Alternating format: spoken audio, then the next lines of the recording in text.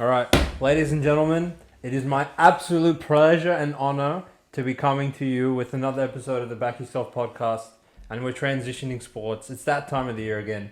NRL season, 2 weeks away, 2.5 weeks Two away and a now. half weeks away now. 3rd of March. We've had it circle on the calendar for about 6 months now, And I think all you guys have too. and So you can smell it in the air, mate. Rugby League is Rugby returning. fucking league's back. And after the morning of NBA we just had, I think that's a bloody good thing. It is the world's greatest sport for a reason, undisputably. And we're coming to you with a special edition of our preseason preview for every single garbage team in this league. We're expecting this to go for about 3 hours, so Sit back. sit relax. back, grab your popcorn, get yourself a Coke Zero or something, and just 'Cause listen. We're all about the shredding life. So 'Cause- Coke Zero and that's it. Absolutely, and the intel we're about to provide you is just an insight into what we're going to be giving you on a week-to-week basis on the Back Yourself Premium tipping page, where our loyal customer base have been at a profit in January, even though it wasn't our best month. But we're getting by on these US sports that are very sharp.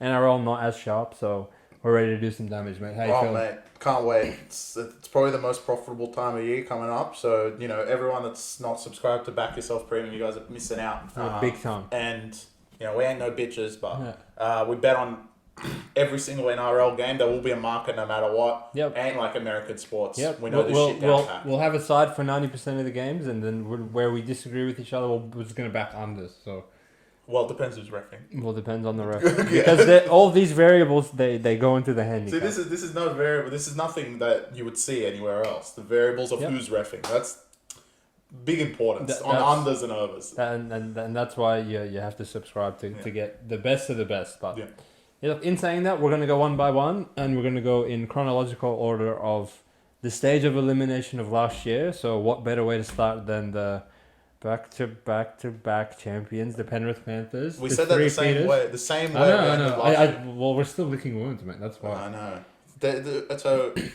they signed players. So for each team, I'm going to go through additions, subtractions, gains. In terms of the Non-gains. roster, we're going to go through our expectation for that team going into the season. We're not really going to elaborate much on last year's performances. That's what the season review was all the way back in October. But this is more of a look ahead in terms of what we're expecting from these teams going forward. So the Penrith Panthers, they gained Paul Adamoti, Dane Laurie, Riley Price, whoever that is, and Brad Schneider. And notable losses were Critter, Cogger, Zach Hoskins, Tommy Jenkins, Spencer Leniu, and Jamin Salmon. So in terms of roster movement, look, I'm going to say the only notable real losses here are Spencer Leniu and Critter. Critters obviously has been a very big part of what they've been doing the last couple of years, and has scored a try in every grand final, right? So he's doing something right. It's not really easy to replace a player of his caliber, but at the end of the day, he is a center, right? So it's not like they've lost Nathan Cleary or Jerome Luai, which they will be losing next year, but he's still there for one more year. Taking that into consideration, Chris, what are your expectations for this team going into the season? Right. I don't know. You got him getting the wooden spoon? I wish. But in terms of where they will finish, clip it, do whatever you want. But I am under the strong belief they will not finish in the top four. It's not. I think everyone thinks the league and everyone around them is out to beat these bombs, which at the end of the day, they are bombs, even though they've won 3 in a row. And we explained that in the review of Penrith. So this year, I think in my opinion, if you beat Penrith next year, it's like you're being a shell of them. It doesn't even count. They lose Luai, they've lost, God knows, they've lost Critter this year, Cogger, all their players, right? So the league will be out. Let's make sure they don't four-peat before Luai leaves, which is a key player of their team. And I think that's going to do a lot more detriment than is good. If they are that good, then they will still finish in the 4, which I don't think they will be able to overcome that, especially the origin period. They lose someone like Cogger, who literally won them so many games when Cleary was out. This time, I guess they bring in Dane Laurie, which we saw him at Tigers, is garbage. So I think the league will be out to beat them this year, because next year if Penrith come 5th next year, everyone will be like, oh, that makes sense, they lost away. But if Penrith come fifth this year, it'll be like, oh my God, why did they come fifth? So I'm putting them outside the top four. Maybe not fifth, but my firm belief is that the end of the season will come and Penrith will not be in the top four and not have a 2-game a rest or a bye, essentially. Because I think the league will be out to beat them, and the league's much more competitive this year. With how teams have moved around, I think there's like 13 teams that are still competitive, so I don't think Penrith can just breeze by, especially some of those Origin games, that they're just going to go to, for example, Dolphins and just lose. Like, stuff like that wouldn't happen in previous years, but this year it's going to happen. So I believe they are going to regress a lot. Interesting. I don't agree with you. I believe well, I don't think they're going to win the minor premiership again, because their depth really is going to be tested this year. I believe Penrith as a unit, the only irreplaceable pieces in this system are Nathan Cleary, Who's Isaiah Yeo. replaceable? That's a lie.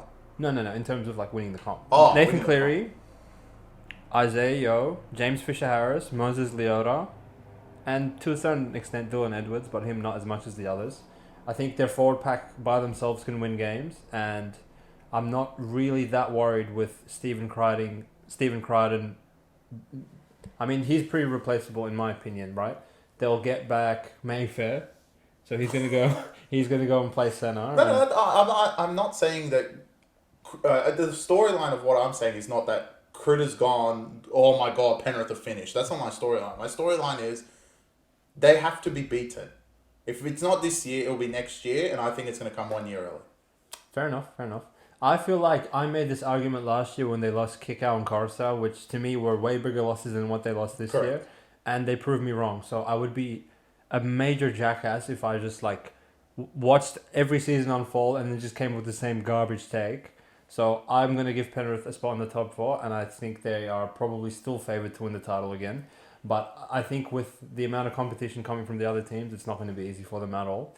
And they won't finish first. And I don't expect them to get the minor premiership based on, like Chris mentioned earlier, going to Dolphins or some shit in Origin round now. It's not a gimme game, right? Yeah. Like they're going to lose some of those games in the middle.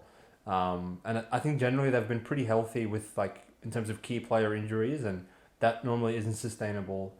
Which is what like Para showed last year, right? They had like 3 seasons of non-stop health, and then by the end of the season, Mitch Moses is out, Clint Gutherson's limping out of off the field in the final game. Like, it's hard to just have that continuity all the time. But as far as I'm concerned, as a system, as a team, they are the creme de la creme of the NRL, and I'm not worried about their chances of... We'll see you guys outside the top 4. Maybe play some elimination matches, bitches. Yeah, mate. Fair enough. Yeah.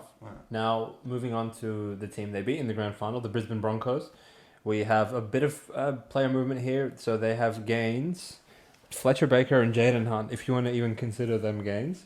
They're not gains. And they have lost Kurt Capewell, Herbie Farnworth, Tom Flegler, and Keenan Palacio. So, in terms of player movement, look, I don't think their roster is ever going to be as good as it was last year in terms of they got Walsh quite cheap. They have Carrigan quite cheap, and Reynolds obviously was paid a quite hefty amount, but these are players that they're going to have to re-sign for more than they were previously on. So, in the salary cap league, you're going to end up having to part ways with players like Herbie Farnworth and Tom Flegler, Kurt Capewell, which was random. I just woke up one day and he's like, oh, well, he's just a warrior now. I was like, okay, see you later, trader. He didn't win it, so he left. Yeah. He's like, fuck. Well, he said he really wants to win a premiership. That's why he's going to Warriors. I'll save that take for later. But, what do you think in terms of the player movement and their chances? Big losses. I think Herbie Farnworth, they're going to put Cobbo to centre, Mariner to the wing, something like that. Yep. That's not great. Their forward pack has now just become... Well, Ricky is, he's solid, but he's not special. He's pretty good. But their forward pack has just become Haas and Carrigan. Yeah. Everyone else is totally essentially just... Like, Jensen, come on. Jensen. They didn't sign a hooker in the off-season, which I think was a bad sign. They still got Billy, do it for your daddy, but, he's just not that player. Yeah. Maybe they bring my boy Corey Pakes back because I think he's amazing, but they'll never bring him back. Apparently, he's dead in Kevin Walters' eyes. I still think they make the top 4 purely off how talented they are as a team still. They still have Reece Walsh, Reynolds, And Ezra Mann, who showed in the grand final, no big stage for him. He's done everything in a big stage. Scored a hat-trick. Unfortunately, still had a loss.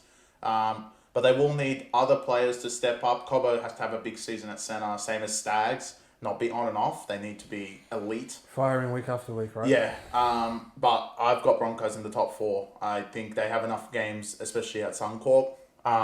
The other thing for them is they do lose Haas, Carrigan, and probably Walsh in the Origin period, but they probably just have enough to beat the Idiots if they do have that period because they have Reynolds.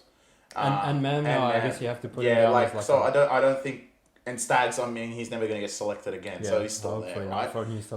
Maybe Cobbo will, but not Stags. Cobbo will get picked. Yeah, so they still have enough to beat them, and it seems like every other game they played Suncorp anyway. So I think that was a big reason last year that they got a lot of wins. Obviously, they were very talented. Might be the most talented team we've seen in the modern era.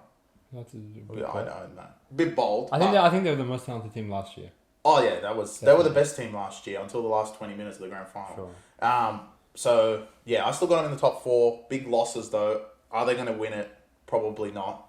But they're still going to be very competitive. I would either have them on the edge of the 4 or just in the 4, maybe like 3rd or 4th. I think they do take a step back from last year. They caught lightning in a bottle last year.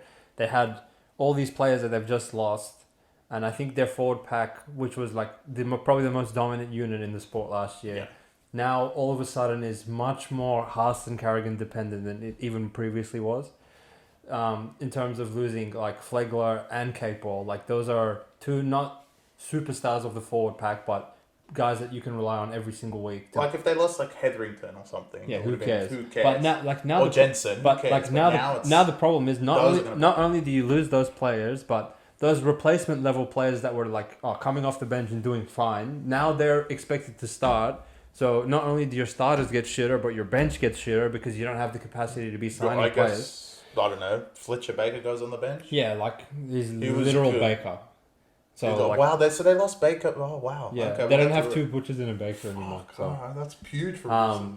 But look, still in terms of top heavy talent, Reece Walsh, Payne Haas, Patrick Carrigan, Adam Reynolds, Cobbo, Stags.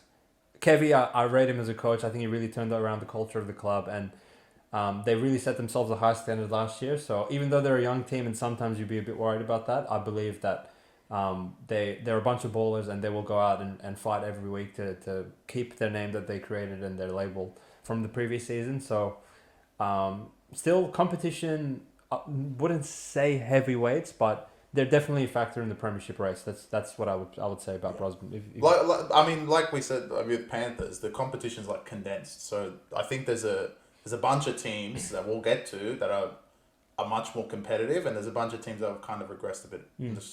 Speaking of competitive teams, so we got the Warriors, The New Zealand Warriors, roster movement, they gain Roger Tuivasa-Sheck, former Dalian medalist of the league. That's always nice, right? When you can bring back a Dalian medalist. Kurt Capewell and Chanel Harris-Tavita, the poet is back. Shakespeare returns to the Warriors lineup. You love to see it. They have lost Josh Curran, Viliami Vailia, and Williami, which... Is Sirenen gone? And Sirenen, yeah. He doesn't want to play anymore. Baylor's quit. Baylor's quit, so... In terms of losses to gains, mate. Well, that's easy. Well, the big news with the Warriors is Adam Fanua-Blake has signed with the Cronulla Sharks, but that's not effective until season 2025. So they will have him for one more season. And in terms of talent on the roster, I don't think you can dispute that this is probably the most talented roster the Warriors had in a very long time. Some would argue that they overachieved last year. I would argue that they have just set themselves a platform that they can continue to make ground on.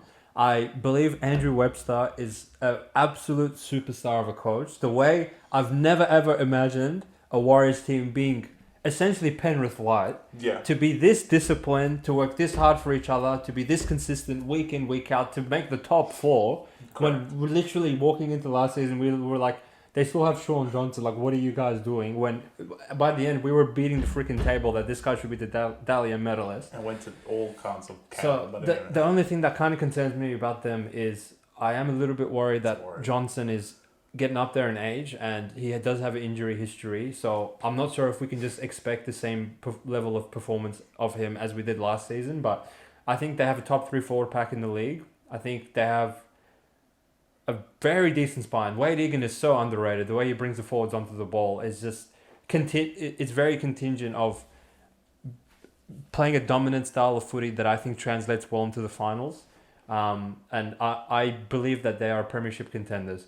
This is a team that's not going to lose literally anyone besides maybe Capewell, who in the origin period, because they just have a bunch of fobs. Like they're not going to be playing for Queensland or New South Wales. So I think that gives them a chance to just keep racking up wins while your Panthers, your Broncos, those sort of teams are going to be like scrapping and fighting just to like hang in there during that period when they lose all their players. So I think this is a definite top 4 team. I expect them to at least make the preliminary final again, if not the big dance, where anything can happen. What do you think? Okay. Everything points to they would be better than last year. So, for all you Warriors fans, this is fucking it. You bombs. Simple as that. If you don't win it this year, you're not going to win it for a long time. I think they've snatched the title from Brisbane last year. They are the most talented roster in the league, in my opinion, at this moment in time. And they can pull this off and win the whole thing. They have the forward pack. They have the talent. The only thing that I think is holding it back, and you mentioned as well, Sam, can Sean Johnson play the same way? If he can't, that spine is... Wayne Egan's good, but they don't really have that half. I assume Metcalf will be in there. Metcalf didn't really have to do much. Metcalf was the most free player at 5'8", probably in the whole league. Comp, yeah, literally. Like, all he had to do was run. And it worked, right? Yeah. Because Sean Johnson was pulling the strings. So Sean Johnson needs to play at that level. If he doesn't, Warriors will still be competitive. Like, I think in the 8, they're pretty much in, unless some capitulation happens. So I'm very excited for the Warriors. And for all you Warriors fans, I literally think this is your season to win. And... for Panthers, watch out, because as the light version comes, I think Warriors can take over, because you're right, origin period doesn't affect them at all. They play all year. They play in New Zealand now. There's no caveat of playing in like Central Coast or whatever. So bullshit, so they have everything going their way. The only thing is, I think for me, it's just the name Warriors, because they just do dumb things. But last year proved that they're not dumb. No, I agree. Like, you would expect warrior behavior out of the Warriors team, but this is where I will mention Andrew Webster. I believe in his ability to have just a stable organization and demand a certain brand of footy from the boys that they will like consistently play that way. So I'm not really worried when it comes to that. No, I'm not worried. I cannot wait to do the haka 2 weeks from now and take Warriors minus 3.5 against Sharks. But anyway, we'll see if that's the best bet or not. We have to do our research closer to the games. That's fine. Okay, next team, Melbourne Storm. Gain, if you want to consider it that. Sean Bloor from the Tigers. Losses include Justin Olam, the former Dally M Centre of the Year, no longer with the Melbourne Storm. Tarek Sims, they said he didn't pass the whole season, so get they got rid of him. Get your mates and get out. That was fun. Tom Eisenhuth and Jaden Nicarima, which I actually shouldn't even written Where his is name. he going? Probably Dragon. So, I think this is a team that you could argue. I don't even know if it's worth arguing, because it's so clear cut that they do have the best spine in the entire league. Yeah. Now, what it doesn't say on the sheet of paper in the gains is Ryan Pappenhausen is back, and he just played a trial match where he looked electric. His pace is still there. This is a guy that literally won a freaking Clive Churchill medal against the mighty Penrith Panthers. Who's going to beat that? As the best player on the field when he's healthy, right? But I think Melbourne definitely missed him. Meaney was solid, because he's just an average Joe of a player, but you cannot replace the electricity of a player like Ryan Pappenhausen. So that's fantastic that he's back, and that will go a long way. But even though it's Craig Bellamy's last year, and I know you'll get a big effort from this team, I don't see them having the ability to compete with the other contenders in the league in terms of in the trenches, in the forwards where it matters. They were exposed in Brisbane in week 1 of the semis because they just got absolutely manhandled by the Broncos. In week 2, they were a crossfield kick away from being eliminated by Roosters team with no Joey Manu, no Suwali, no players. And once they did get to the Premier League final, where a healthy, rested Penrith team was waiting for them, they got exposed again in the forwards and couldn't compete more than probably 15 minutes into the game, which is very unlike the Melbourne teams of old, which could hang their hat on that sort of resilience. But unfortunately, even though I like them, I don't see them being a true contender for the Premiership unless they address their forwards. What do you think? I agree to an extent. Bell, I think last year was like the most. They weren't mid because they made the top 4, right? But they were just flatlining the whole year. Like, I don't think there was no point of the season to be like, oh shit, Melbourne are like playing insane at the moment. It was like, oh yeah, Melbourne beat Sharks by like 30 that one game. Oh, they went to Warriors and lost, or like shit like that. And in Bellamy's last year, will they have a pulse essentially to bring the hype back to Melbourne? Obviously, they're in the top 8. It's Bellamy. They're never going to not make the top 8. And like you said, they've got the best spine in the league. So they're going to be in the 8, right? Can they compete for the league? I think they have a small chance, but the forwards will let them down at the end of the day. When you're playing big packs, like Warriors, Broncos, and Penrith all have better packs. So I would even say Para have a way better pack. Well, we haven't got to them. You could even argue some other teams that are below them that have better packs. But right now, that's what they have. The spine is mostly reliant, but I don't think any of their spine had an outstanding year. Pappenhausen didn't play. Munster was kind of underwhelming. Hughes was under an injury crowd pretty much the whole year. Yep. Grant, I don't care if he made captaincy. He was not good last year. Yeah, I agree. So they can be better. Does that mean that because they're better, everyone else will play better? I don't know. But in my opinion, they're probably just away by a forward or so. I'm surprised they didn't address it that much. Like, for someone like, I don't know, I can see some of the signings here. Like, Capewell would have been, like, really good for them. Really helped them a lot, yeah. Like, stuff like that. I think Capewell was more, I want to go to New Zealand, which someone in the comments can address why you would want to go to New Zealand. But anyway. Because he wants a premiership ring. Yeah, anyway, no, because he's got the richest other second row on the other side. The millionaire himself. Yeah, so I think Melbourne, they're in the 8, maybe the 4 because they're just Melbourne. Do they excite me to win the league? No. I tell you I think they're just like, they're kind of like that horse that will, in the Melbourne Cup, that will just like come 7th no matter what because it's good, but it will never win. I think that's the way I see it. What will excite me is I could definitely see them putting like mammoth scoreboards on the garbage when they're teams, on a roll, especially with Pappy back, like that ability to break a game wide open. But like and when they have the front foot against like a team of quitters, it can get very ugly for them. But when it like push comes to shove, I just don't see them having the forwards. They can put points on, they pile the points on, but when it comes to playing some of these big forward pack teams, it's going to be very difficult. And like, as much as the game's dominant by the spine, the forwards have to get you rolling at the start. Yeah, otherwise you're in big trouble. You're in big trouble. So yeah, I guess like essentially we're kind of predicting the same from them as last year. Yeah, I'm excited. I'm really excited to see Pappy. Yeah, thank God he's back. And you know what? The biggest game for them will be round 1. Playing Penrith first might be a blessing in disguise. To see where you guys. That'd be good for them to play in round 1. Yeah, I think just to see where Melbourne's at, right? Because you know, is the spine going to be that dominant? If they can be that dominant and beat Penrith round 1, then whatever we just said. They can build off that, right? Yeah. And I'm glad it's in Melbourne because if they had to go to Bluebell, that would be a terrible. So first game, and you know Melbourne's track history round 1. We'll have a round 1 preview, but we know how good Melbourne are round 1 under Bellamy, and especially in his last year. Do they really want to mess it up? I don't know. It's always exciting to see the best players, but I don't think they're premiership. I actually don't. We haven't even said the premiership. It feels weird.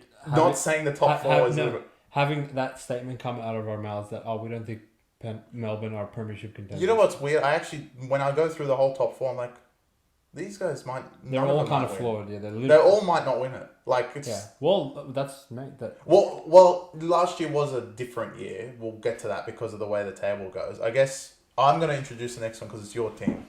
Okay. So the next one is the Newcastle Knights. Which I've written down here, Knights of War. Knights. Because that's how they ended the season. But they lost your favourite player. Well, my favourite player and your favourite player. They've lost Dom Young. Well, we'll go through their losses. Dom Young, Clune, Fitzgibbon. I don't even know. Kurt Mann. Sasangi left. Yeah. Lockie Miller, who's not even a player. Yeah. And they gained Jed Cartwright. Jack Cogger. don't know where he's playing. The champion. The champion. The Tom rest of Jenkins them- and who's this is the new second rower, Kai Kai Pierce-Paul, yeah. If you walked into this podcast room, I wouldn't know. So. All right, so Knights are the number one team to regress. Look, Adam O'Brien sucks. He's never been good. They caught lightning in a bottle. They were playing, as far as I'm concerned, out of their 10 win streak. Did they win 10 in a row, 9 in a row? They're 10-peated, yeah. 8 of them were at fucking McDonald Jones Stadium. I swear they didn't leave Newcastle. Yeah, literally. It's ridiculous. And I'm pretty, they beat a bunch of quitters as well. They beat South, who literally Latrell said quit. Like, what the hell? Yeah. So I'm taking that out of their season because the start of the season was garbage. And that's what we're going to get back to. I don't think Knights make the 8. It's not that their losses are better than their wins because I actually think it's kind of even. Like, losing Dom Young is probably the biggest part of their losses and wins. It's not even at all. How is it? What have they gained to offset the losses of Dom Young, the champion? Yeah. I don't know. Look, roster... I got Tom Jenkins. Yeah, he can play wing. He's really good. Yeah, he's really good. So, look, this team is not good. They're not making the 8. They caught lightning in a bottle. I actually thought they did play a very good brand of footy during their win streak, and they had a bunch of impressive performances in my eyes. But I'm not even going to give them the argument of they were exposed in New Zealand because it was a very tough spot. Like that emotional overtime Golden Point win against Raiders the previous week, and then you have to fly to New Zealand. They were never going to win that game, so that's fine. But I don't think Ponga can play any better than he did last season. I don't think they're underachievers outplayed their expectation by such a wide margin between Hastings, Gamble, Brayley was out the whole season, and freaking old mate came and played Cameron Smith, Phoenix Rossland. This is unsustainable. Adam O'Brien might be one of the worst coaches in the league. I'm not joking. Well, he's the only coach that was in the first 3 rounds. They're let's fire him. Yeah. But they come 5th, and now they want to build a statue of him. Who would this guy transform into? The whole everyone in the community is scared of Knights. Yeah, I'm never going to back down to Knights. I think they're in for a very bad year. I have them probably coming 11th. Whoa, they're not good. Okay, they're literally not good. Well. Yeah, bro. Some of the teams coming up, fuck. Yep. All right, yeah, I agree. They're not that good. Yeah, and additionally, Ponga has had a bit of injury history with head knocks and stuff. One head knock to him, and literally they would be favoured against 4 teams in the league. Yeah. So no, they're finished. Even though I like them, I think they're in for a long season. The Knights of War. Speaking of teams that probably aren't in for a long season, Roosters of War. They gained Dom Young. What the hell? Okay. And they lost everyone. Fletcher Baker, Nathan Brown, Drew Hutchinson, Matt Lodge, Paul Momirovski, Jackson Barlow, and Corey Allen.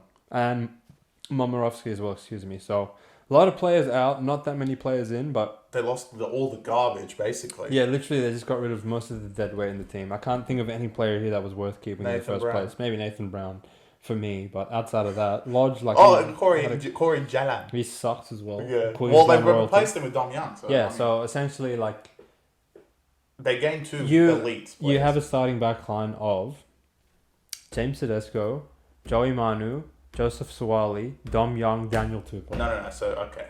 But the thing is Daniel Tupou going to play? Well, he should. Well, apparently, Billy Smith's playing. Okay, if Billy Smith's some god, then sure. But he's not. But even if he is playing, their backline's still absolutely good. Yeah, but why would you play Billy Smith? Yeah. Anyway... but their backline is outstanding, but it gets to where the 6 and 7, and that's where I'm Look, Luke Keary, he's a champion player. He's 50. He's 50 years old, so I think the only way he can be productive is behind a truly dominant forward pack, where he's not expected to be making 50 tackles a game and putting himself in a position where he can get another head knock. Obviously, because he has a history of that as well. Their forwards. I'm better. Oh, they gained Spencer Leniu. Sorry, I forgot to mention that earlier. Yeah, they're better. 2 massive ends, 8 idiots. Mid players leaving. Spencer Leniu, I hope he starts. I think he's a caliber of player that can start in this league. It makes no sense for him to come off the bench consistently. And now that Warrior-Hargreaves is 50 years of age, he should embrace more of a role where he comes off the bench and brings that aggression that they require. I am a bit... Who are you calling, bro? Andrew, Trent Robinson just called. He wants more players? No. He just let me know that Rio Hargreaves will start and Linney will come off the bench after he gets in bid. Oh, okay, yeah. Thanks. Tell him thanks for confirming that. Thanks, bro. Thank you. Yeah, so, look, go to your back line. I feel like people are underestimating the fact that they have Brandon Smith on this roster based on the fact that he was a bit injured in and out of last season and didn't really perform to expectation, but this is literally the New Zealand hooker. I think people are forgetting how good this guy is. And if he can contribute to a dominating forward pack, they're going to be a very, very scary team who literally played garbage for 3/4 of last season, but showed opposites to South Sydney that they have the heart of a champion as a club, and they set the bar so high for themselves that they will never quit until they're mathematically eliminated from the A. And they strung together 7 wins back to back to end the season, snuck into the A. Well, let's go 1 week before that. Beat South. And I have to say, the most courageous performance of footy I've seen for probably 10 years was their win at Shark Park. I have no idea how they won. They literally finished the game with no players. Yeah. Sin bin under assault from the Sharks, who are capable of putting a lot of points on the board for the entire second half. To escape there with a 1-point victory. Go to Melbourne the next week. Have a lead with 2 minutes to go until that horseshit try from Warbrick sent them packing. Not that they would have lost 500 0 to Penrith the following week, but I think I see no reason why this isn't easily a top 4 team, and I feel like you could even debate that they're the premiership favourites. They showed heart, which is something Roosters got. You said when I got the phone from Trent Robinson, was that who you calling? Yeah. Who'd you sign, right? Yeah. But what Roosters showed last year is heart, which usually they just sign around it. Yeah. And I think this year they've made 2 GOAT signings and 8 idiots have left. Yeah. Does that affect their depth? Yes. Do they need is their depth really detrimented through the origin period these days? Not really. Well, who do they really? They really lose James, and that's pretty much it. Unless Sam Walker goes now because he's been there and he plays with Queensland, I don't think there's much else they lose. Crichton's not going to get picked. Maybe the Tupou if we're really low on troops on the wing, but I doubt it. So Roosters kind of don't get hit by that. Radley will never get picked. That's crazy. So they have a good year to set up and really push forward. And last year was a great end to the season, the way they ended it, even though they lost to Melbourne by that last-minute try. Melbourne were so much more talented with that. Manu didn't play that game. So I feel like they're going to come back with a vengeance. It's Suwali's last year, so they have the GOAT backline. It might be Manu's last year as well. So Roosters are kind of like the Warriors in that sense that this is it. And, Trent Robinson... Well, look, Trent Robinson's a bit 50-50 for me. Even though he just called you. He's my boy, but it doesn't mean he's still 50-50 for me. But I still agree that they're a top 4 team. They're probably one of my thoughts that straight away I was like, they could win a premiership. The only thing that always holds Roosters back is stupidity. Yeah. And this is the stupid players are still there. Yeah. So, don't do something dumb. Yes, they got rid of a few. Nathan Brown leaving, Lodge. The penalties will decrease, but it's not that though. It's the penalties 10 meters out and stuff that good players give away. It's just mentally in their head, and that's what made them be 7 games behind. When they had to win 7 in a row to make the 8, it was stupidity. There's another team that's really stupid in here. We'll get to soon, but they're in this fight, and if they keep their discipline high and they're able to score points, we saw last year they can defend really well. They have heart, which we haven't seen in recent past for the Roosters. I'm really excited, and I don't like them, but I think they're a really good chance of winning this. I actually feel like you brought up an awesome point, because you would generally assume that Roosters' team with this much talent, they're going to be decimated through the origin period. Who do they lose? No one. They literally don't lose anyone. So and you have every Joe Schmo on the street saying, we shouldn't pick James Tedesco anyway in the origin game. We should pick Dylan Edwards. Imagine they don't even pick James. They actually, in a roundabout way, should finish fucking first. Yeah. Assuming they don't lose anyone. James getting picked. Yeah, I hope so. Please, Madge, if you're listening, come on, bro. Please, bro. But Yeah, no, I think you made a really strong They case don't for lose them anyone anymore, so to, if not finish first, second. Like, come on, bro. you could put top two. You know Yeah. what? Top two. Real right now. Yeah. Clip all of that and Yeah. put it at the end. They will finish in the top two. No, I agree. Done. Yeah, Rus is top 2 with like a traceable. And honestly, if they don't finish top two, Trent Robinson, I'll call you. Yeah, cool. I'll call you. No, I I'll agree. get to you, mate. Don't worry. Yeah, Fuck. well, okay. On to Really, team that's a team that didn't show weird. heart. All right, Sharks. Let's just Like, say, all right, they gained Billy Burns from the Dragons, Yeah. and they lost Wade to retirement, who has been a staple of that forward pack for about a decade now. Connor Tracy, one of the most versatile and useful outside backs in the league. Moisa, thank you for your service, mate. It was a pleasure watching you for all these years, but I think you left at the right time. Yeah. Once you were actually replaced by Trindle last year, the team went And Trindle looked better. in the right direction, so fair play. And Ikuvalu, we're really going to miss you so much. Where do you go? Probably Dragons. Any sighting is just dragons. Yeah, literally. Oh Dragons, dogs, mainly. One of those two. Look, Sharks. Just take a breather, boys. Boys. We'll be back next year, They and then already- we'll say you're in the top two. They already have the red carpet rolled out at the airport waiting for Adam Fanua-Blake, but until they get him, I like the roster. There's a lot of continuity here. The backline's played together for a long time. Blake Brayley, I think, improved as a player. They still have Nico Hines. The forward pack, I feel like they're just missing that one outstanding prop, which is on his way, you know. I wish they could get like an immediate release and claim him straight away for this season, but I think there's an underlying concern with this Sharks team from the general consensus of your rugby league fans that they haven't proven that they're capable of beating the good teams and they just beat up on the chumps. When I watch the Sharks play, I don't feel that way about them, but it's hard to argue with the facts. And in addition to those facts, the other facts are that there's more teams gunning for top 8 spots this year based on other teams improving and their roster improvements. So I think Sharks, sorry guys, but you're just narrowly going to miss out on a top 8 spot. I have them probably come in 9th or 10th, unfortunately. I have them shooing in the 8. I think the whole team has a lot to prove in this year. Is that it's not to win a finals game, don't get me wrong, because they can't do that physically. It's that you guys are not just waiting for next year and Adam Fanua-Blake's going to come be Superman and save you guys, right? Nico Hines and the backline are elite. They need to play elite. And your team that, like we just mentioned with Roosters, honestly, I can't think of one player that will go to Origin. The Hines will never get picked again. So Talakai. So none of them are going to go to Origin. All you guys have to do, essentially, for everyone to be like, okay, Sharks are going to be dominant next year. Sharks make the 8, everyone's going to be like, they gain Adam Fanua-Blake on top of that. Oh shit, here come the Sharks. Which next year, this time, you're going to hear the exact same thing, here come the fucking Sharks. Because they're going to be really good with Adam Fanua-Blake. I agree.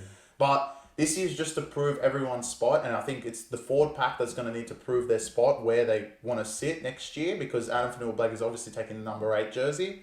The backline, I think, are kind of safe, but they need to prove within themselves that they need to score. And Nico Hines needs to be able to control the offense. No Moiser anymore. Not that he did much, but Moiser did keep the team a lot together, especially, like, there was times Nico Hines wasn't there. And Trindle has done a great job coming in at 5'8". So I think it's a lot of discovering themselves as Sharks. I think the first thing, Craig Fitzgibbon, as far as I'm concerned, you need to just focus on D. The defense of the Sharks has been horrific for a defensive coach. It makes no sense. Which was really weird considering they have the same rosters they did 2 years ago, and 2 years ago they were like a top tier defensive team. But so if you become an elite defensive team, add Adam Fanua-Blake, I'm never worried about the Sharks scoring points. They will score. Yeah, agreed. So it's just defensively and just like those moments. But I think with Adam coming, those moments Sharks need probably another experience of those moments, and when Adam comes, they'll have a home final and be like, here we go. Yeah. I think they get one experience, and I can't see them dropping out of the 8. I think they just make it because something dumb is going to happen between this second page of teams. So you haven't seen the third page yet. The third page, yeah, but the second page of teams are all the contenders, essentially, that are trying to steal Sharks' spot. There will be spots up to stealing, but I don't think it's going to be the Sharks one. So I've got them in the 8. Fair enough. Well, speaking of spots up for grabs, this is one spot that's vacant and definitely will not be occupied by the team that had it last year. Raiders of War, I've written down here. They gained Zach Hoskins, Sasangi, which... You wrote that down? Yeah, he's a massive guy, and Winks. You wrote that one Yeah, down? you may as well have Winks the horse. Well, like, he's a 5'8" of... He's the next coming of Ricky Stewart as a player. And losses, Jared Crockup, again. Great career, brother. Thank you for your 300 plus games of service, mate. Good timing. A player that never played Origin, thankfully never played Origin, but was a great club man for a very long time. So thank you for that. Matt Frawley, he's undertaken an opportunity. Wait, Frawley? Oh yeah. He's moved to the. Dragons. He's playing halfback for Lithgow. You mean Dragons? So that's where he's gone. Brad Schneider, Harley Smith Shields, Sammy Valame. No, where did he go? Smith Shields. Mate, he's on the next page. No way. Yeah. No way. No, it's on this page. I'll give you a hint. But okay. And obviously the big one, the one club man up until he decided to change allegiances to the green and red army. Jack Whiten is gone. Big Green Army's gone. They're not fighting anymore. Big shoes to fill in. Still a pretty talented forward pack. They're a bit old. Bit of a dominant forward pack with a good quality head coach that can fire up his troops, but this roster is just too talent devoid to make any noise. I don't think they can come last because I respect Ricky Stewart too much, but I don't see them coming above maximum 12. They'll beat one of the idiots, won't they? Like 12, 11. Yeah. There's going to be one team that quits for the whole season. Yeah, that's in that fine. like section. Look, my beef with this team is, who are you guys paying? You lose Jack Whiten, who was on $1 million plus per season, and who have you signed to replace the shoes? I know that Did you not realize? They have been like active in pursuing like Tino and maybe like David Fafita or something. But once you got neither of them, I guess look, they're just gonna try and develop some talent this year and probably put all their eggs in one basket of going after another premier free agent. You never know who's going to come available in this league, so that's fair. But in terms of being competitive this year, you guys are finished as far as I'm concerned. Yeah, they made the 8 last year with a minus 135 point differential. Can you imagine this year? Which is the epitome of winning every game by 2 and losing every game by 50. So they're not I think they're going to continue losing those games by 50, but those 2-point wins are going to be like 8-point losses now. Yeah, they're one of my 4 that are just beyond help. Yeah. I mean, look, Ricky will never let them come last. They're going to fight. They're going to be annoying in Canberra probably some games, but they're his dogs. They're very talent devoid. Raiders have probably the most piss-wick spine in the league. Yeah, Raiders have showed probably the most. I want to say the most fight out of pretty much any team in the league. Yeah, last year definitely. With the garbage they have. Yeah, so, actually. But I think you can show fight in this league, but it won't get you into the 8. And I don't think this year they're going to be there. To me, they're like the Dolphins of last year. Yeah. Which they'll hang around. They'll be like 12 or 13. They'll win some games, but in the long term, they just don't have enough talent to compete with these teams. And no shade on them. It's just. Yeah, it is what it is. If you don't want to sign anyone, then that's your fault. If you guys are paying, I don't know, who are they paying? Whitehead. Cotry. He gets paid. They shout his skin fade. Maybe it is here. Yeah. Well, they shout. They're probably savage. Every time Whitehead challenges, they give him 25k. So I mean, that's where half the salary is going. Maybe. So I don't want to waste too much more time. Yeah, make this an 8-hour podcast talking about Raiders. You guys suck. All right, next. The capitulation of last year. I'm still licking wounds from. But South Sydney of War. I forgot about them. I have selective memory when it comes to these guys. Idiots. You know what? Fuck these cons. Alright, gains, Jack Whiten of War and Sean Kepi. Losses, Jed Cartwright, Liam Knight, Sele and Taft the accountant. So as far as I'm concerned, I shouldn't have even wrote any losses. That's 4 who cares players, and they gained Jack Whiten. So pretty much what South have done here. Pretty much what South have done here is run it back, which fair enough. This was a team that 10 rounds into the season were number 1 and $1.03 to make the top 4. So I think injuries came to them at a bad time when Trell Mitch did his hamstring and his knee and probably missed around 12 weeks. By the time he got back, they sort of lost their mojo. I remember when they Remember when they had transformed their unit into the red and green wall? Yeah. And they went on a 4-game streak of winning at Brisbane, beating Melbourne, beating Penrith, beating Para. I was like, who the fuck I actually are we was playing? sitting here like, these guys cannot defend. Like, Yeah, why are I they know. defending so I well? don't understand. And then they right? quit. Yeah, and then all the pundits were like, "Oh yeah, South's gonna win the comp." Blah Yeah. blah blah. I wasn't really buying it, and Thank God. look, I think this would have never happened if they had Wayne Bennett coaching. So Jason Demetrio, JD, I truly like you. JD, but, please give me your number. I really want to call no, him. I have his. Oh, you have his He called digits. me, yeah. Fuck, okay. He called me. He said they're gonna play really hard for him this year. Are they? I think he has a lot to prove in terms of. I think he has like one of the most difficult jobs in the league in terms of coaching certain personalities within the team. They're very, what's the word? They have a lot of pride and ego at the same time. Because they're quality players, right? But that can be hard to manage. And when it's going good for South, it's going great. Yeah, they're hammering teams. They're putting on points.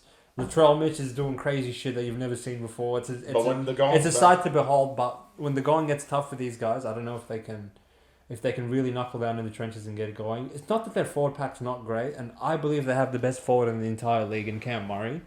This guy, like, without him, South, you can't may as well not show up to the games, as far as I'm concerned. But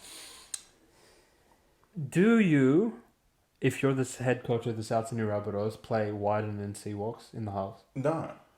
So you would keep Ilias there? Yes. I feel like it's just redundant having Wyden in the centres. What's the point? No, I don't.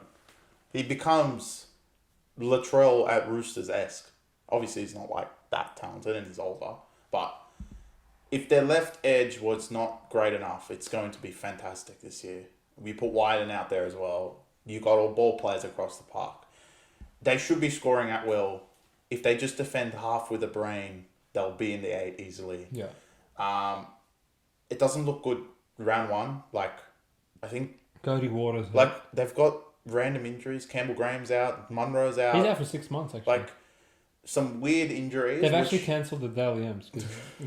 Campbell Graham's not a No, there's another Dally M. Who's the other Dally M medalist? Think of it. We thought of it last year. It's another Well, for South? That's another centre. I'll circle back to you. It's not a South now. So they got to start Tane Mill, who's probably going to send off again.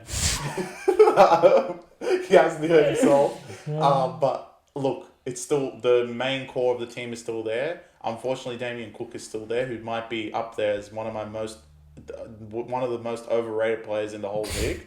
But they still have Trell Mitt. Cody Walker will come back round 2 probably. He just doesn't want to fly to Vegas or doesn't have a visa. God knows. So, there's a lot of things, but I don't rate JD. I rate South though. I got him in the 8th. If you don't make the 8th this year, just what was the point of getting Wyden? What do you think they can win the comp? No. That's what they are. When you make a big move and sign Wyden like this, you're pushing all your chips. They have Latrell. Yeah. They lost Taff. He's the best fullback. Of course they can win the comp. That's like... I don't think they can. I think they can. They're garbage. They're just like Roosters. They just got mentally... No. Roosters are way better than them. No. But sick. South like, is sick. Yeah, but they don't do dumb things. Okay, maybe South did it towards the... You know what it was? It was infection. It moved from the Roosters and went to South to the end of the year. Now it's going to go back to Roosters. Now it's going to go back to Roosters because they have to start shit, okay? Roosters kind of have it until like they finish playing Dragons twice and then they give it away. As soon as South play Dragons, it's like it's back with them. They're like, oh my god. Yeah, literally. But no, I think they can win the comp. I think they're the one team that didn't make the 8 that can definitely win the comp. Okay. Their pack isn't bad. Like, I think that... Well, you rate Burgers. Look, Burgers, they have Kulavatagi, who's apparently some sort of god. They have Cam Murray, the best forward in the league, I agree. They have the saviour himself, Totola. Well, he doesn't save them. Mate, He has to save well, them. he saved them for half the year until he got to Origin. That's where probably the infection was. No, South can win the league. I think a lot of these teams outside the 8 can win the league, and I'm going to get to one of them in a second. But I put South in there. I'm watching you guys, alright? I don't need to talk about South. With a magnifying glass, I'm watching you. Don't quit JD. Again. You pissed me off last year. Come on, South. JD, you'll be fired if you don't make the 8. Nah, keep him. I really like JD. Alright. Speaking of quitters. No, wait. The quitters aren't next. No, no, sorry. The Quitters are next up after this team, but the Parramatta Seals. So they gain no one. I don't know who these two players are. The Manly But on the folk. paper it says they have gained 2 Eagles. Morgan Harper and Kellen Matualangi. And I have confirmation he's bringing his headgear with him. Yes. They lose Jakob Arthur, Wonga Blake, Nathan Brown, Alfonso Davey, Josh Hudson-Odoi, Jack Murchie, and Mitch Rain, who I never knew was a Mitch Rain was a eel? Yeah. Make it rain on them. Jesus, okay. So that's their losses. Essentially, they lost 7 bombs and gained 2 bombs. So that's a net positive. The positive is they kept everyone that's useful. They kept all the important pieces. Yeah. So you're the I'm blue the and Parrot. gold I'm the supporter, blue so and the gold fellas supporter. So shout out. I know you like them. I love them. And I really love them this year. I said this at the review last year. Parramatta had injury clouds the whole year, and I do not blame them for where they finished. If anything, they showed fight until the end, beating Penrith at Blue Bet with Azzy playing. So, all I'm going to say is good luck to Bulldogs round 1. My God. I got Para in the 4. I think they'll bounce back big time. They've got a fortress in Bankwest. If they don't have these stupid games that they play on the road, that would be fantastic. Like they play in Darwin. They probably play Darwin, Brisbane again because it's just this draw. Stupid sport. And last year, like I mentioned in the review, they had the worst draw out of any team in the competition. I don't care what it says on the strength of schedule. That wasn't it. They played consistently teams off a bye, which is ridiculous. And out of all of them, they beat Penrith. They were 2-0 against Penrith last year, the gods themselves, and they played Penrith round 2 after going to dismantle Dogs. So I got Para in the 4. They don't lose much in Origin. There's no way Gutherson's going to get picked again. Moses is not going to get picked again unless Cleary wants to get injured. I think Parramatta are the team, and I know there's a people out there that will be like they'll never win. They have a chance, and with that forward pack and what they've developed with Gutherson, Dylan Brown, hopefully he's got consent now and he's covered. And Mitch, I think they are a definite chance. They're probably, the spine has been together for so long. There's not like problems with South. Brad Arthur is a much better coach than JD. And I think he is. You laughing at JD or you laughing at... I'm laughing at JD. Yeah, JD. So as a Parramatta guru himself, I have Parramatta in the top 4, which would mean ahead of Penrith. I'm not going to elaborate too much on Chris's points, but I think the ceiling for Paris probably second round exit. I could see him coming like 6th or 7th, winning their first game, and then losing to whoever's in the top 4. Because when they have to deviate from Bankwest, they're garbage. I don't like really believe in their ability to go on the road and win like back-to-back semi-final games. But if you told me like somehow they pulled off getting the minor premiership and every game's going to run through Bankwest, I'll be like, yeah, sure. Because they've really shown that, if anything, like they probably have the best home court in the league along with Cowboys. Oh yeah, well, and Manly of War as well. But yeah. In terms of the teams that have like actually been good for a long time, it's definitely Para. Like Clint Gutherson, I think is one of the elite fullbacks in the game that no one talks about. Mitch, he started off being a cat in my opinion, but he's really improved as a halfback last year. I thought his leadership qualities, his ability to steer the troops around and just like let Dylan Brown exclusively deal with running the ball and like being a really, really solid defender at 5'8" is really impressive. I think they are devoid of a proper 9 still. Of course. I'm not like buying this whole Brandon Hands bullshit. No shit. Maybe he will improve and surprise me, but I think they like have a top 4 forward pack, very dominant. Paulo and Reg, outstanding front rowers, and if they could just get a little bit more production off their bench front rowers, I think that will go a long way for them, because it's like a very tangible, significant drop off around that like 25-30 minute mark where they bring on like 2 bombs and which like although Ryan Madison coming back like off the bench helps them a lot, but if they can get another big season out of Sean Lane like they did 2 years ago when they made the grand final, that will help them a lot as well. Their backline's just average. I mean, like losing Wonga Black probably helps them, along with like all these players are just shit anyway. That's fine. I mean, their backline. I mean, I guess Simonson was he was pretty good last year. Yeah, he's so good. And I mean, their star center is Penasini, who was great. Yeah, last great. year. Yeah, so, great young player. If they keep going like that, they can and they're kind of like the Sharks. If maybe not as dynamic offensively, like Parramatta does have some problems here and there. I think Sharks are more. You will score. Sharks are more clinical. Yeah. In terms of ball movement, but Para, like when they get on a roll, Yeah. I think they use the offload the best out of any team in the league. Yeah. Honestly, outside of Melbourne, they're the scariest team when they're like on a roll. Yeah, literally. They're like, because their offloading is so nice. It's just try. Which is Chris and I believe that is like the main reason why they're consistently in these games with Penrith all the time, right? Yeah. Because if you just like move the ball laterally, we saw in the Melbourne game, like you can't do that against Penrith. But if you have the personnel and the mindset to actually play through them like Para consistently do, and like push up and support around the ball, mate, they're very hard to beat. Tulangi will start, so then the bench spots will be Who played right second row last year? Cartwright. Well, I guess he got, I think it's confirmed he'll be on the bench with Madison. So I mean, just having those two off the bench is pretty good. But I mean, their bench back in the day had Niokore and like very useful bench players. Papali, like when he started. So it's a bit different now. Look, if they had Reed, it wouldn't be a contest. I agree with you. Yeah, they would win the whole thing. Like I think with a 9.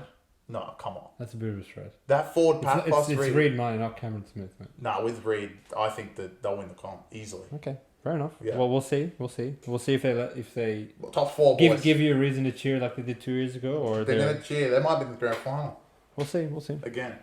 Speaking of a team who we definitely won't have in our grand final, the North Queensland Cowboys may as well have not had an off season. Gaines, Jake Clifford, Thomas McKaylee, and Vilea. Come on, Vilea. Yeah, Jake Clifford. They signed Cliff. He's back. Where'd he Cowboys go DNA. Where'd he go? UK? Oh.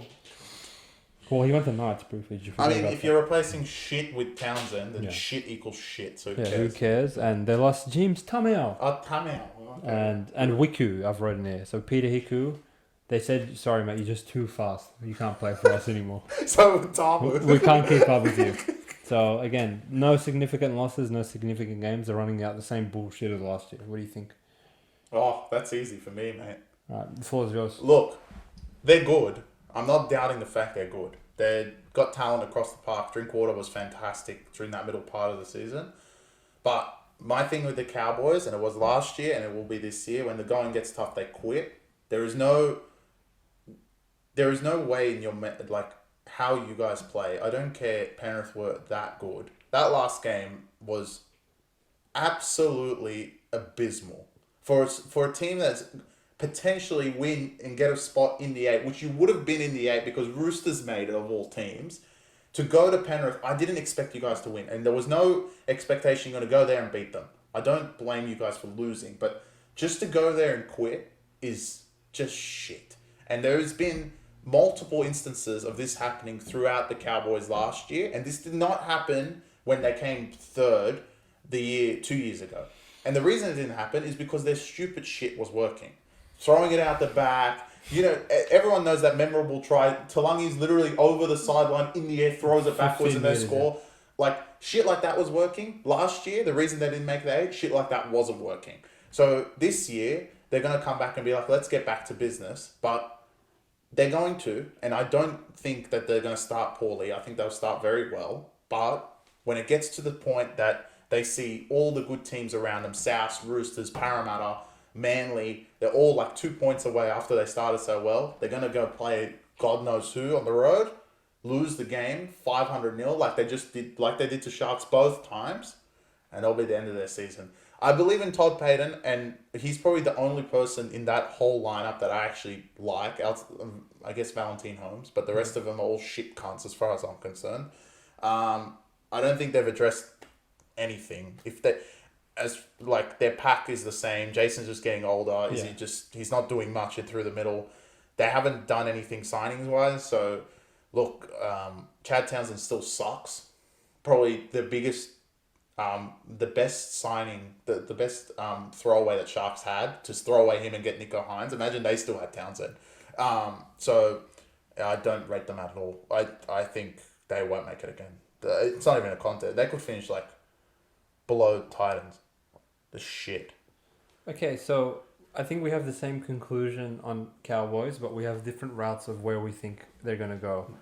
I think that, unlike Chris, I don't think they're quitters because I believe in Todd Payton as a coach. I just think they're not that good. Okay. Simply put, they are not as good as all these other teams around them. You know, from that 12 to 5 range, we've got about 8 teams, and I think Cowboys are the 7th best out of all of them.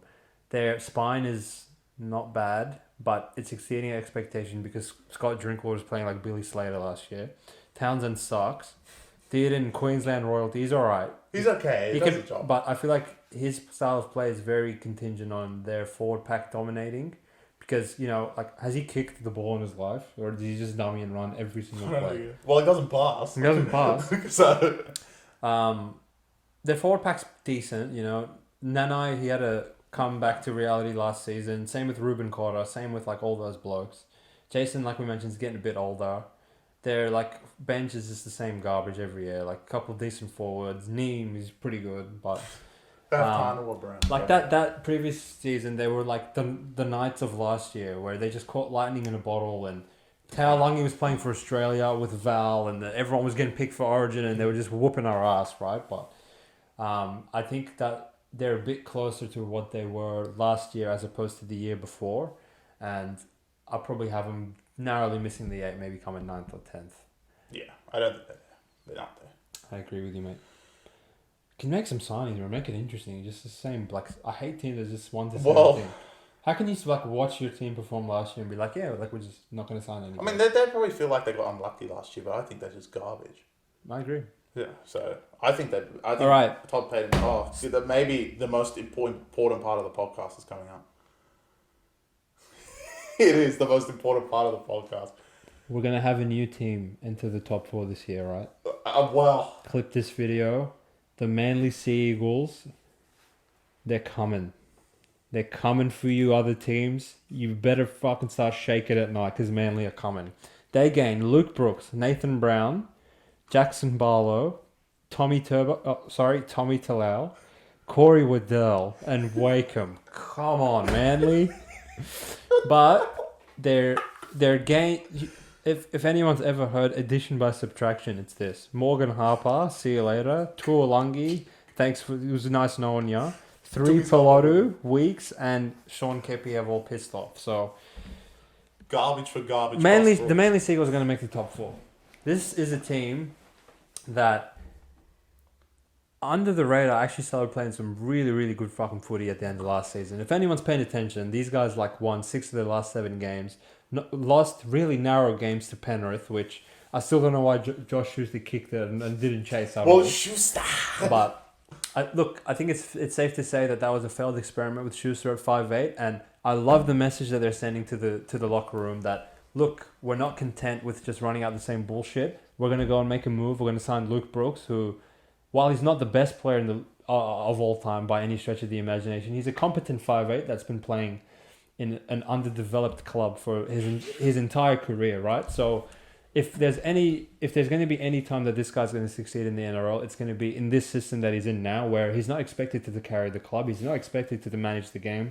He's not expected to kick. He can't kick. He gives away 7 tackles set repeatedly, game after game. But, he has Cherry Evans on his team now. He doesn't need to do that. Your job is very simple, all right? Get on the field. Let the forwards run you down to the fucking 10-meter line. Go outside Cherry Evans, get the ball, and give it to Tommy Turbo, all right? If you can do that, that's going to go a long, long way for this team being successful. They re-signed Olakau'atu for 10 years. I'd re-sign him for 20. I think he's a fucking animal of a second rower. This guy, if he doesn't get selected in Origin, I swear. I mean, you could not put a better back rower next to Cherry Evans. This guy is possessed, and outside of that, they have the freaking track team of the NRL with Tolu Kola and Jason Saab next to him. I mean, you lose concentration for half a second in a game and they're putting the ball down on your try line from their own try line because there's no catching these guys in open space. And I think they play a creative brand of footy. People are forgetting that Tommy Turbo is the Dally M medalist of this freaking competition when healthy. I mean, this guy has single-handedly won us Origin Series, single-handedly taken Manly to the top 4, taken him to a preliminary final. His brother is I'm still yet to see anyone run at him and make one post-contact meter in his career. if they had a better hooker, I wish they still had either Fanua Blake or Carousel. Yeah, Just one of them would pretty- make me feel very confident in picking them to like make the grand final or something. But and in addition to what Chris said earlier, home field advantage. You do not want to go to Brookville and play these guys, mate. They will beat your ass there. So I'm confident, assuming Tommy is healthy for the whole season. I believe this is a top 4 team. Chris, are you with me? Or Well, we have 2 teams that didn't make the 8, and in my opinion, both these teams will make the 4 with Parramatta and Manly. Manly, I think, will take over as maybe the most electric offense in the whole competition. I cannot imagine being 10 metres out against that Manly backline. And the scary thing is they don't even need to be 10 metres out. They can be on their 10-metre own line and go score. The pace they have is incredible. And on top of that, Brooks isn't slow either. So, I mean, they have Brooks, Garrick, who aren't slow, and then they have the track force on the other side. Oh my God. I think they would win like a sprint race by like and seconds. turbo, bro. And yeah, turbo. like Jesus. they would win by seconds. So they are so fast. Manly will have a great offense. Last year, I think they had injuries, but they showed heart, which was towards the end of the season. They can move Kohler fullback and still be fantastic. Cherry Evans did have a great year. I don't expect him to have that great of a year again. He is 36, I think, turning this year. 35, 36. So, but the one thing for him is that he becomes more of a game manager as he is aging. And he has that I want to say electric, but Brooks doesn't have to lead an offense. Brooks doesn't really have to do much. Like you said, pass the ball. No, I gave him the ball. blueprint. No, look, I think the way Brooks plays this is exactly how Moses played Origin 2. I think he played Origin 2. I'm giving him this advice. I'm giving him this life-changing advice. How Brooks played round 2, how Moses played in Origin round 2, get the ball run. I think he had the most runs I've ever seen from a halfback in Origin. That's all Brooks needs to do. Run the ball. Yeah, run the ball. And look, you don't have to worry about anything else. Kicking, don't worry about it. The game management, don't worry about it. If you need an X factor win the game, don't worry. They've got that. Manly have got that across the park. They look incredible. Obviously, Turbo, but I think Turbo, there's been rumours he wants to step away from Origin, which I don't blame him because that's where he step away from Origin, bro. And the biggest thing about his injury is upper body, not lower body. We did see hinder of speed when he came back last year, and it was like, oh, he's Turbo shell of himself. It's still Turbo, right? But I think this year, like we saw Pappenhausen today in the offseason, I cannot imagine Turbo, what he's going to be like coming back. It's going to be scary. So they obviously got the first game in Vegas. They're going to light it up. I can't wait to watch them play. I think they're going to be must-see TV. I think they're going to be great. If you don't rock up with the intent to like get Manly in the trenches, they will easily put 50 on you. Easy. Like if they're playing like one of these shit teams and they're just not ready to compete. Maybe their pack needs to be a little bit better. Like one better prop would have been probably just like Adam Fanua Blake. It would have been done. Yeah, literally. It would have been done. But I think that's the only thing I can see from this team. But look, if they can play around that. Loki, I wish Des was still coaching them. I don't mind Seabold. You like him? I think he's kind of just... Cherry did a lot of the work last year. What the fuck is this guy? I think they have like probably one of the best captains in the whole league. Maybe they have probably the best leadership between him and Jake. Between him and Jake. So I agree. Like Manly are definitely on the up, and everyone's gonna be like, "Is Turbo gonna get injured?" In my opinion, they'll make the 8 without Turbo. I agree. With Turbo, they can make the 4. And if I was to do a projection, we'll probably do it we'll do it at the end of this episode. We'll do it at the end of the episode. They're gonna be there 4. All right. Perfect, mate. I'm glad we agree. Let's go, Manly. Let's go, big Manly. season ahead. Big season for them. All right. The Gold Coast Titans. Okay. Interesting team. Gaines, Keenan Palacia, Smith Shields, your boy. Why? He's going to be pretty funny in Titans. It would be funny. And I've written here, it's a game, but it's not a player. Des Hasler. What a signing. Titans, after like 20 years of mediocre coaching, you finally have an elite NRL coach. So that, to me, like might be the gain of the season. I would put that above Jack Whiten. I truly believe in this. What a great coach he is. Losses, Aaron Booth has retired. What the hell? He doesn't deserve a round of applause. No, Patrick Herbert, I will truly miss you. Leeming. Where did he go? Iran. Leeming's gone back to Indonesia. McIntyre quit. McKaylee quit. And Sexton went to Dogs. So well, that doesn't count. That's their losses. Titans, I might get started here. You have an elite forward pack. Do they? I believe so. Oh yeah, they have Gromit, Yeah, I forgot about Tino, David Fafita, that. Firma. Firma, brand the new better. player, Yeah, Firma's back. Okay, yeah, So no, they do. I think you could say they have. Well, they have 3 Queensland Yeah, that's Origin true. players in That's their true. forward pack, right? So I don't think that's up for debate. But you truly have a garbage spine. Yeah. So you cannot run out a 55-year-old foreign with Tanner Floyd and who's the old Roosters hooker, the really funny one? Verrills. Verrills. Like, that's just not going to get it done in this Yeah. league. I'm sorry. You have talent in the outside backs. Cam Pereira, aka Usain Bolt. He can score tries.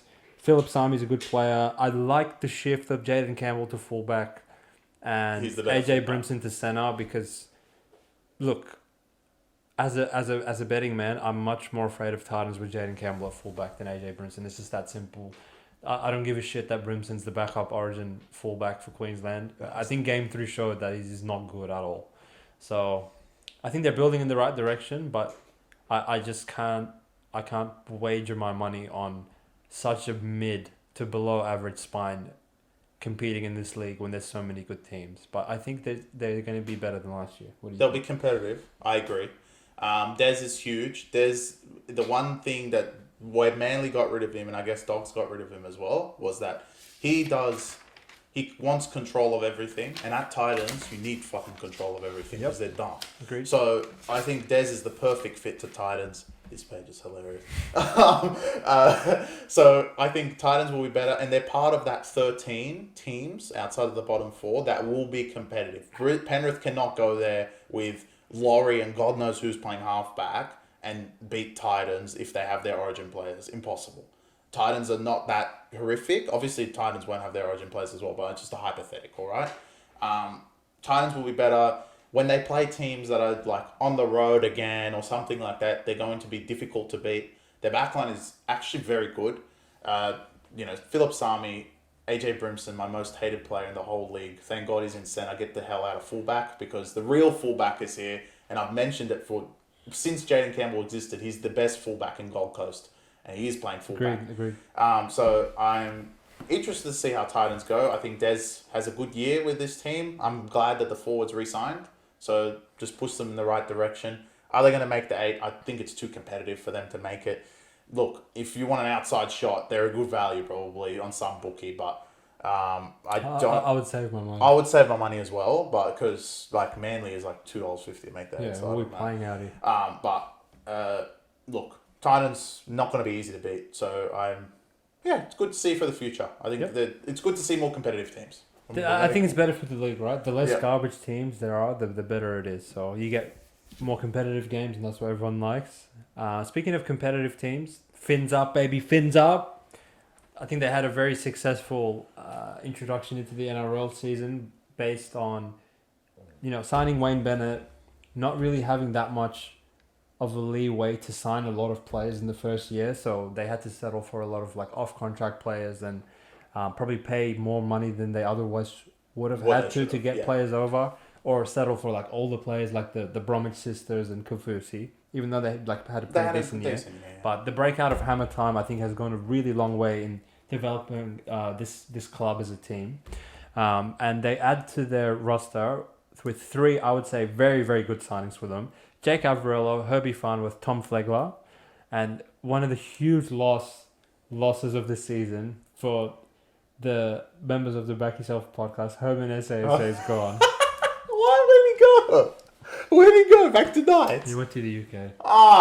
So now I really don't have to look at him. Oh, shit. I will miss you, Herman. But Herbert. Dolphins definitely will not miss you. So that's gay. I think Wayne's last year coaching, and then he hands the keys over to that other guy that's coming over from the UK. Is it? He's tired. He sleeps half the game. So. Yeah, whether they're up 40, they're down 40, you won't know by looking at the coach's box. This guy's doing this. So, what do you think of the Dolphins, Chris? They make good signings. I mean, they sold the Dogs' best player, which is pretty funny, from last year. Yeah. Herbie is huge. What a player. From the first play the ball that he had at Broncos, I was like, this kid is so cool. Such a good season. So he had such a good season last year as well. Flegler, he was one of the better forwards in Brisbane. They do get a lot of their long-term injuries back as well. Like, That's I know huge, yeah. O'Sullivan did play, but he was kind of injured. Like, Yep. he tore his pec. Marshall King, King, Gilbert Arenas. Gilbert is all back. So Dolphins are kind of... I think they will finish above Titans, but they're going to be very close, those two. And the good thing for them outside of Titans is they don't really have too many Origin players. Maybe Flegler goes and Hammer Time. Yeah. But, like... Gilbert, I guess. Maybe Gilbert, yeah. But, like, I mean, with Avarillo and Herbie, they can shift them to fullback and be perfectly fine. Sure.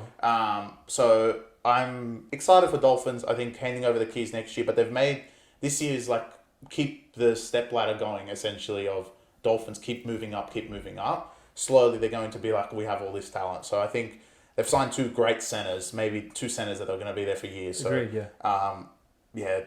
Some of the other teams below them that I'm looking at here and like wish have these 2 centers. Agreed, so mate. shout out to Dolphins, and look, playing in Redcliffe, they have a great fan base. It's going to be difficult. I truly I root for them to be successful. I liked what they did last year, even though they didn't string like that many wins together. The fact that like 8 rounds in, I think they got to a point where they were picking to make the 8. Yeah, which is crazy. Yeah, I know. They were starting the year off as 20-point underdogs in round 1. I've never seen that in my life, and they win outright. Like I'll never forget those scenes. No way, mate. Round 1. Thank you, Dolphins, and excited to see you guys round 1. It is the final year of Tua. Yeah, it is. So he's retiring. Mark Nichols, the original Dolphin, the first ever Dolphin. Yeah. So Dolphins will be rooting for you. Probably still a few years away of making the 8, but fun Very team exciting. nonetheless. Yeah. Hammer time, let's Oj. I'm actually to announce the player movement in this team. I'm actually gonna go get a glass of water and prepare myself because I actually almost ran out of ink and paper when it comes to this team. The Bulldogs of War. I'll be right back. The Canterbury Bankstown Bulldogs, the Dogs of War from Belmore. This is their gains. Stephen Crichton, Josh Curran. It starts off quite encouraging. No, it doesn't. And then as I continue, Farmer Sully, Hutchison, Kurt Mann, Jamin the weak-guarded dog Salmon, Taft the accountant, Connor Tracy, Turpin, Bronson Jerry. So that's who they've gained. Few good signings, few miserable signings. Now this is their losses.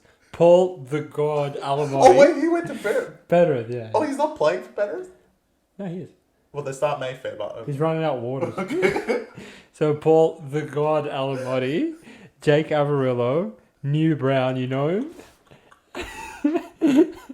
Andrew Davey. When did he play for Dogs? Raymond Fadala Mariner.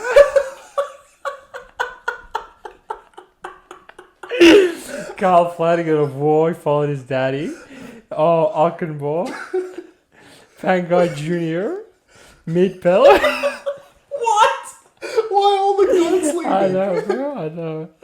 Luke Thompson. Where the hell did he go? Back to Eagles. Oh. And Corey Waddell, he went back to Eagles. Oof, you might as well have said the story. I'm surprised your pen didn't come out of Jesus Christ. You know what? So essentially, like, they gain Critter, and then they just swap out 10 trolls for 10 more trolls. You love to see it. But New Brown. I think Pele is funnier. Because he's still alive. Yeah. Oh my god. So, alright, Chris, talk to me. What are you thinking when it comes to Dogs of War? I wish I could sit here and say they're going to be better, but it's just... It's just shit. They're just shit. Like, I guess Hutchison starts. Where? In what capacity? Halfback. Oh, come on, Dogs. Didn't they start Sexton? Not that that's any better. What's the difference? Come on, Dogs. So I guess it's up to Meany and Burden. Their back line isn't bad, so we can stop the... Oh, wait, you forgot someone. Who? Taff. No, I said Taft, the accountant. Oh, there he is. So Taff will start fullback from all the reports. Come on, Dogs. Which is, like... Hilarious. I don't think I can get through that paragraph without dying on the floor. It's going to be so funny. But Salmon, he's garbage. Kurtman, explain. If you're a Dogs fan, go to the comments and put where Kurtman's going to be. Because you could say he's going to be 14th man. You guys have Turpin as well. So I don't know where he's playing. Current Farmer Sully, isn't that the Dragon? Jesus Christ.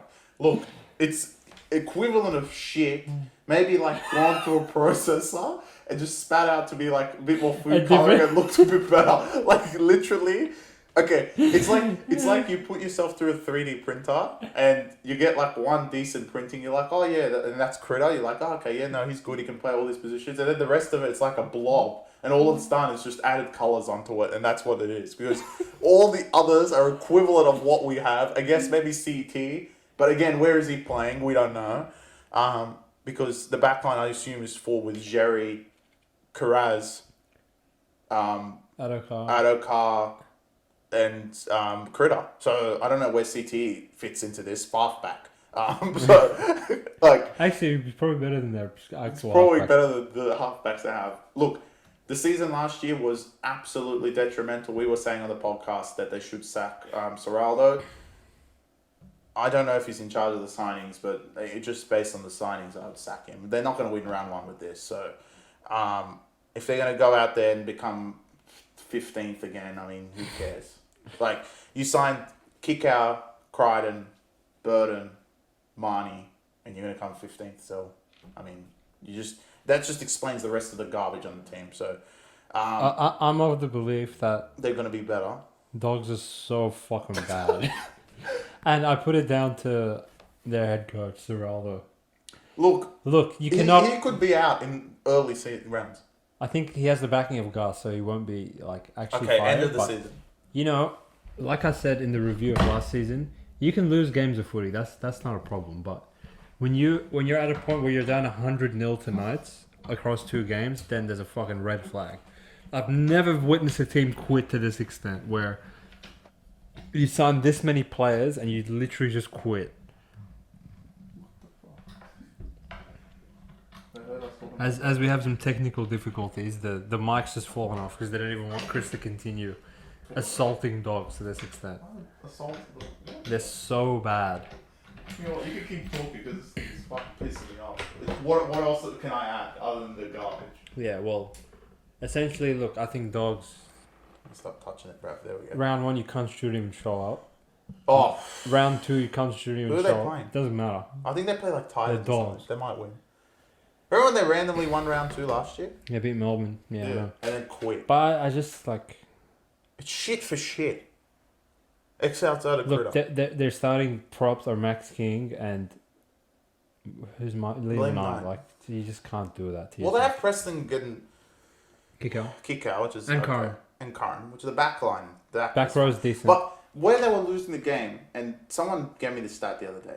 Reid Marnie had the most missed tackles in the league. Reid Marnie isn't a bad player. He's good. Why does he have the most missed tackles? The middle is fucking shit. Yeah, they quit as well. They did nothing to address the issue other than sign idiots. Yeah. So, unless Kurtman turns his gone bulk on a huge bulk with Turpin and want to play front row, they're screwed. I think they signed in the wrong areas. Classic dogs, really. Yeah, why would you go and sign Critter? It makes no sense. But look, not that Critter's not a good player or whatever, but sometimes it's important to address your need as a team. Why did they not get out? They could have got Fanul Black. Like did you watch last year and think to yourself, oh fuck, if they had Critter, bro. Look, if we swap Avarillo for Critter, we're gonna be way better now. What's the difference? He's not marginally. He's much better than Avarillo, sure, but that doesn't fucking change the fact that you literally concede 50 points a game because teams are just walking up the middle of the field. And look, Adokar doesn't get the ball enough. That's what at the start of the season was really bad for dogs. Critter doesn't even pass. Yeah. 90% of the time he doesn't pass the ball. Yeah, literally. You're really not helping him at all. I think they should have put Critter at fullback, and they might throughout the year because Taff is not even a player. And look, for Critter, why did you go to dogs? To play centre? For the bag. For the bag. To play centre next to fucking... I don't know if I would go for the bag to play next to some of these players. Imagine that training and you see Salmon. Well, you already... Okay, Salmon's a bad example. Imagine you go there and see Kurtman, who literally went to a toilet cubicle and had cocaine and said, "Nah, I was just helping a mate." This is ridiculous, dogs. What is this? Dogs, you guys are going to be true joy to watch. Oh, mate, the next team's even going to be... You know what the problem with dogs is? They're just shit. They can't think they're good. Yeah, bro. That is the number one problem with dogs. Going into the season, you genuinely have people saying, "Oh, dogs are good now." They're garbage. As far as I'm And they concerned, won today too. my Now co- everyone believes them. my colleague here at about round 13 last year said this is the literal worst team and they deserve to come last. And I was arguing with him. In hindsight, he was right 100%. They should Dogs have come are last. so bad. That was like conveyed in the point differential. As good as Penrith were, they were equally shit.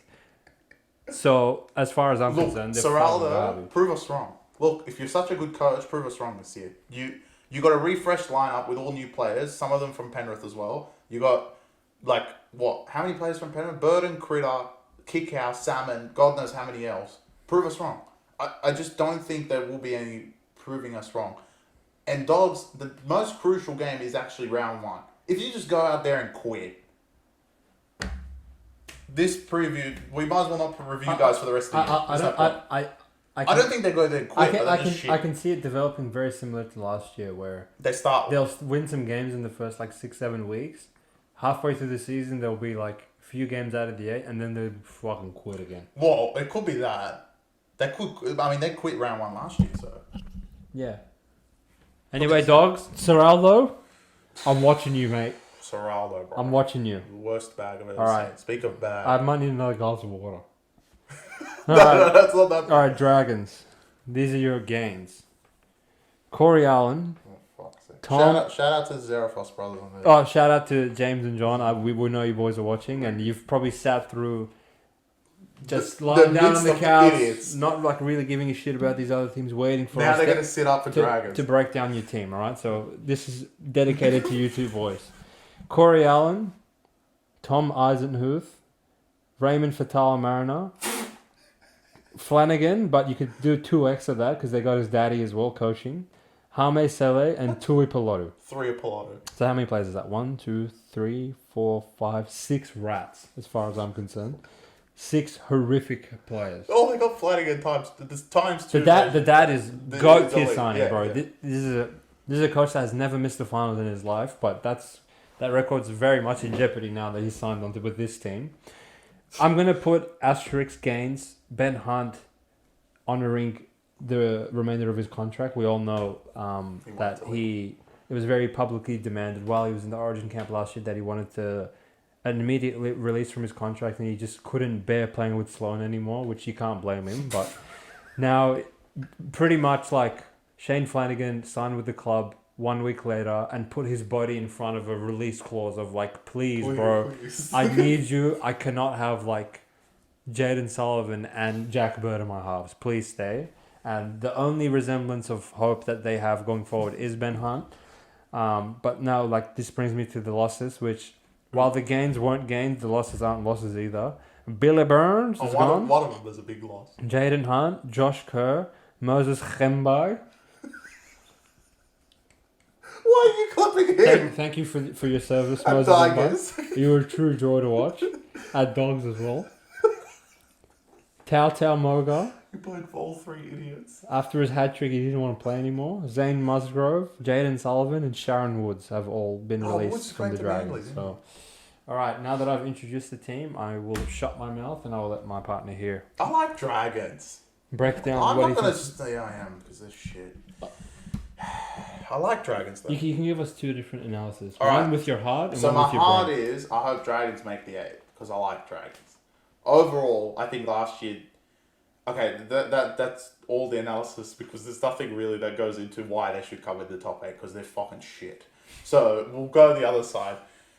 The one thing they have across, maybe not Raiders, but between Dogs and Tigers have heart, but no one has more heart than Dragons. Last year, I think they lost out of the bottom 4. They lost the least games, 13 plus. They were always in these dogfights. They lost a lot of games here and there. They won some games By last margins minute. of like 2 to 4 to Like, 6, right? That was just the Dragon style. I don't think any of that's going to change. The only thing that may change is some of those 4-point losses may come 2-point wins. But I don't think it's going to put them in a position to make the 8. Are they building something for the future? I want to say yes, but I think holding Ben Hunt is a good thing right now. But if you're thinking Dragons to be back in the top 8, back in premiership contention, it's without Ben Hunt. He's not He's not there for the future. I think the biggest thing that Dragons could have done, which looks more and more unlikely, is get Joey Manu. But it seems unlikely. They didn't get Fanua Blake, even though they offered him more money than Cronulla, and that just explains the club right now. Is that he would go for Leicester Cronulla to win the premiership. That should be Dragons. And with Ben Hunt as your key player, having Adam Fanua Blake, adding some pieces. Once the stars come in, then Dragons can add pieces from that. I don't think the stars are coming here. I don't know why, to be completely honest. I think that's a question for you. I don't know why you would be a star and go to Dogs over going to Dragons. Like, especially with Flanagan now, it's probably better to go to Dragons. I agree. So it's a good thing for the future because I think they're more attractive. And Dogs will be in a position, if they don't make it this year, no star's ever going to go there. Like, they're just going to think, I go there and I'll just become shit, basically. So Dragons have that for them. They're the team going up and Dogs are coming down. But Dragons have to show that heart. If they have their heart in it, which I'm sure Flanagan will keep it going, Dragons will win the hereby stupid games. They always have the detriment of, unfortunately, Ben Hunt goes to Origin. So their best player, as their only player, goes to Origin. But their forward pack, Laurie and the boys, the back line, they still have Lomax, Ravalawa, who are decent. They do dumb things, but they're decent. It's not bad. They didn't get a fullback, but I'd rather sign an elite fullback, and that clearly wasn't available in Manu. Should they give Sloan a bag? Definitely not. Fuck that. But if that's what it comes down to, there's no one else really available. I think Dragons missed out on a few key signings, like Avarillo and Farnworth, that could have been great fullbacks that Dolphins signed. So I like them, but they're shit. So, I mean, I don't know what else to say. They're maybe the second best out of that bottom four. I think, they can finish above Raiders. They've probably got a bit more talent than Raiders, but that's probably the highest they'll come. I don't think they can touch Dolphins or Titans. I very nicely said they're shit, right? Yeah, you did. I truly believe this is the worst roster in the league. But Raiders are like even worse than them, to be honest. But these guys have Ben Hunt. But these guys have Ben Hunt, so they're better than Raiders. But by default, the team they've put around Ben Hunt, I actually think the forwards are respectable. So Laurie, Sua, Luciano Leilua, Jack DeBella. You didn't add Luciano. Yeah, no, I wrote Quinton. Sele. Look, they're not bad. I know, they're not that bad. No, they're not. And they actually have like a weird ability to fire up on a weekly basis. Especially the first 20 minutes of the game, the Dragons always fire up. I agree. Which is so pointless from them. Do they keep the Molos assist? Yeah, I think so. Okay, that's pretty funny. Also, Francis will start, I guess. They have a pretty decent rotation of forwards. I'm not that worried about that. Sua's gone. DeBellin's good as well. I forgot about him. Yeah. No, they're not bad. They're respectable, but backline. The backline, bro. Essentially, between Jacob Little, Sloan, and whoever's playing center and wing on the left-hand side of the field, as far as I'm concerned, they're playing 13 on 9 because those four players don't do anything. Moses Sully and do you know they still have Murdoch Basila? Like I said, they have an endless rotation of forwards. I'm not worried about that. But look, will they rock up and have a crack every week? I really, really respect the fact that they did that last year. Even considering that they fired Hook, I guess the vibes were just weird with Hook. Yeah. And where I feel like Dragons were really unlucky was when Hook was coaching them for the first 8 rounds. They were sort of getting a bad rep because their win-loss record was not great, right? But all those games, they were just losing to stupid shit, and it made Hook look like a fucking idiot. Agreed. Because they lost to Raiders by 4, they lost to fucking all these teams by 2, by 1. Yeah, right. They easily could have been 5-3, not 2-6 by that stage, right? So everyone put a pen through them, rightfully so, and then their lines started getting to 16.5, 18.5, and they were losing those games by 10, right? So they were exceeding expectation in that way without a coach. When if anyone in the whole fucking tournament had a reason to just quit on the season, and they should have been what Dogs were. Yeah, in terms of week after week, you just get belted by 40. Worst point differential. Yeah, all that shit. They actually had the excuse of doing that, but They rocked up every week. They had to go every single round until like the final game against Knights where they just like ran out of steam and they quit. But I really think Shane Flanagan is a extremely respectable coach in this league. That's probably in terms of who was available. It was between Flanagan and Des of who you could sign, and they got one of them. So while I don't trust the management and whoever the fuck's in charge of recruiting, because they're just following the same blueprint as Dogs of just signing just mid-tier players. I think this was a really good step in the right direction. And as Chris was mentioning earlier, they haven't really like made any big signings in the last 3 or 4 years because no one wants to fucking play for Dragons. But now that they have Flanagan, they have a year. I think he has a free year to just build a good foundation that they can work from. And then, like we said, in the NRL, you never know who's going to become available throughout the season. And if they can add to the roster and like build a few pieces here or there, I think that will go a long way.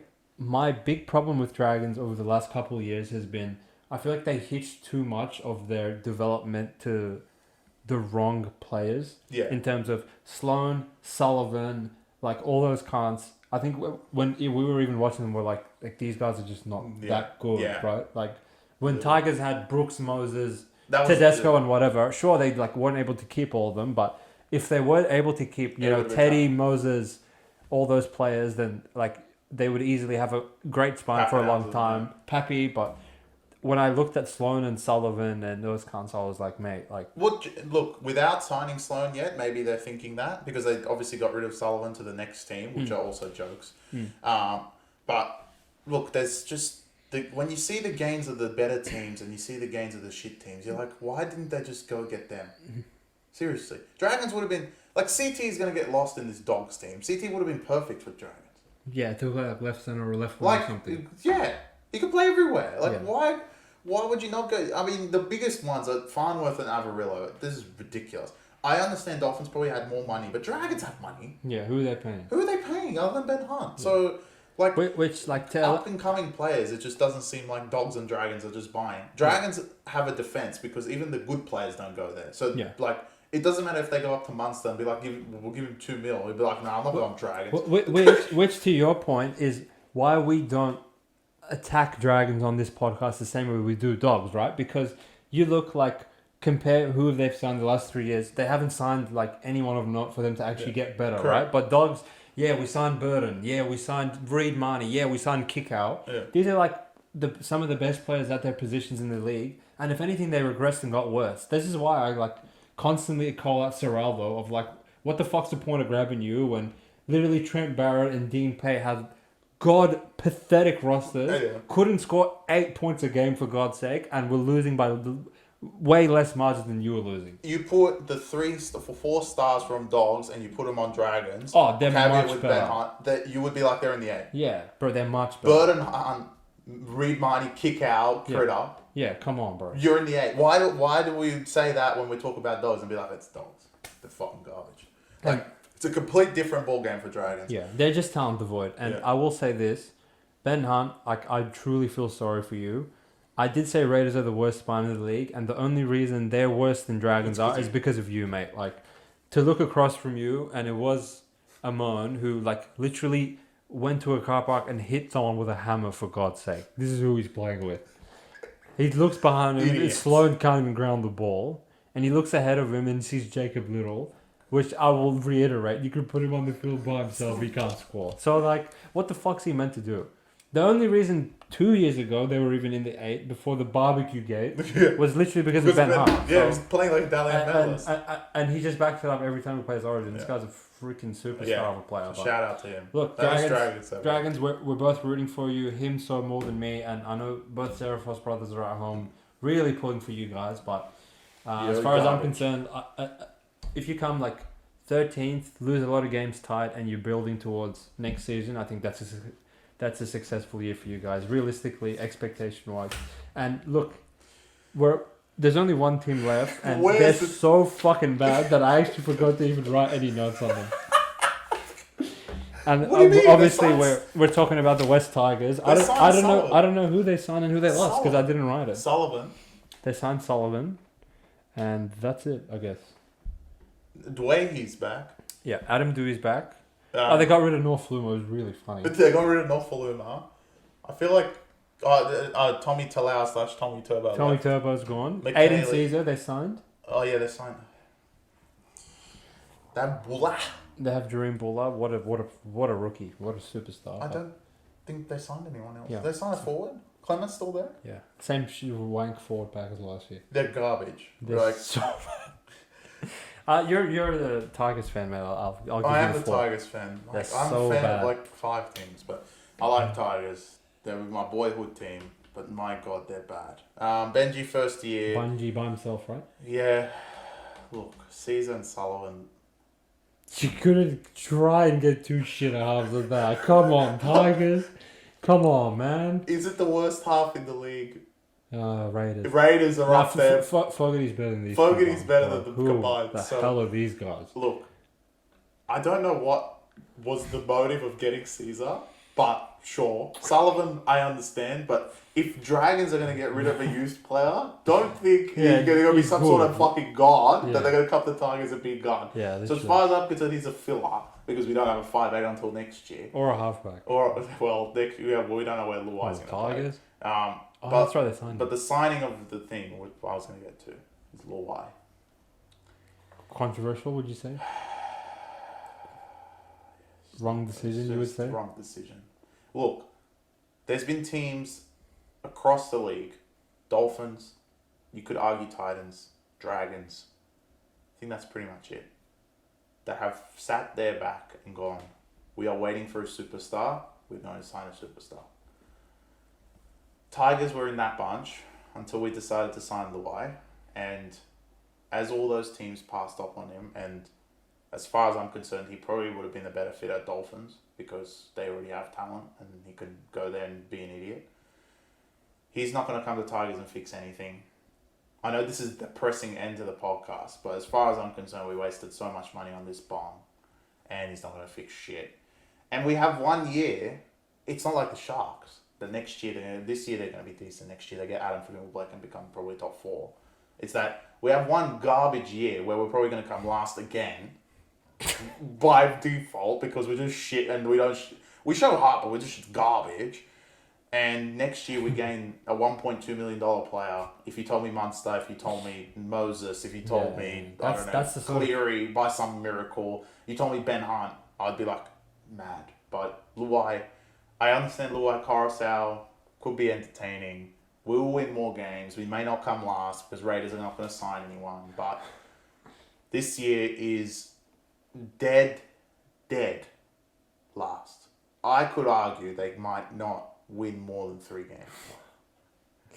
I don't think there is a worse team in the league. It's literally Tiger. Buller and Coruscant. And Yeah. Coruscant, out of all of the players, think about it. Coruscant will go to Origin. Yeah, no. Well, they're going to pick Damien Cook again. I know. So, we don't even have him through the Origin period. The pack is a bunch of bitches. Isaiah Papali and Bateman, we called you out in the review. Yeah. You guys better play good this year because you're the 2 key signings that we have and you played garbage last year. I don't blame anyone else. You 2 were fucking shit. The rest of the team, look, you're all garbage. We have like Naden. I don't even know where he's playing. Like, I could just name players and they're hilarious. God knows who's playing with because I guess it's Junior Tupou. Tupou. My God, Tigers. Last. How many did we win last year? 4 from 20, right? Yeah. I said you couldn't lose 20 in a row. Yeah. They could not win 4. If there was a market for them to win less than 4 games, I'd take it. They will not win more than 4 games. I think they'll win more than last year. How? With They'll who? win They're worse 5. than last year. I can't sit here and believe that Bateman and Papali are that bad with players. Yeah, but they have Caesar and Sol. How are they going to win 1 game? Oh, Tigers. Fuck, man. You guys are so fucking They don't bad. have Brooks anymore. Yeah, right. Oh my god. They actually were okay with Joey Johns, bro. But God, you guys are so bad, bro. And Dewey doesn't Oh come my back till god. mid-year. Oh my god, you guys are bad. There's not even a point of writing. The ink, it costs more than writing Tigers. The only thing worth anything in your club, Dream Buller, thank God you appeared out of nowhere. Yeah. You are a great young fullback, and he'll just leave in 2 years anyway. Who gives a fuck? Appy Coruscant, I feel sorry. I truly feel sorry for you. Like Go to Manly. Like my condolence to Ben Hunt. I'll extend times 10 to you that you have to play with these chumps and captain them week in week out. They're so bad, and I feel sorry for Bungie because coaching these guys must be torture. Look, they cannot expect anything from Bungie. Just everyone needs to relax and be like, we're going to lose a lot of games. Are we building?